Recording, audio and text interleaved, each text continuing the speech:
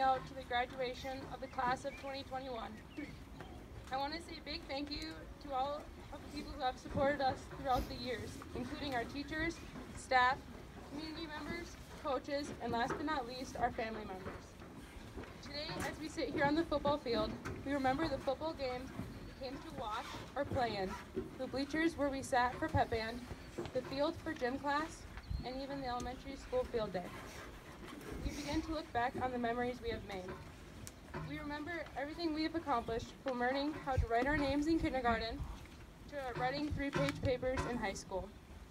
Even though school is not everybody's favorite thing in the world, it gives us the chance to get to know one another. Living in a small community, everyone knows everyone. The person who you are sitting next to today probably knows your parents, siblings, and even grandparents.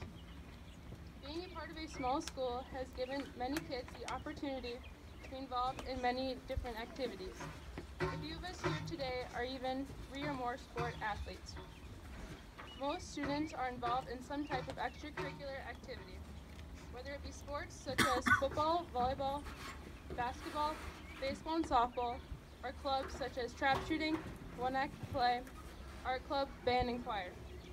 Some of the best memories I have had in high school are from sporting events. I might remember parts of a game, but what I remember the most is my teammates and the fun we had.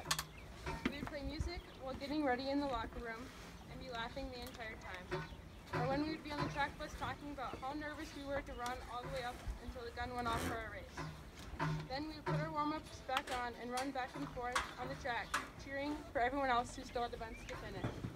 Likewise, we will not remember everything we have learned in high school, but the memories that we make will last forever. Whether that be a group project in history class, presentations in tech class, or playing trench dodgeball in gym.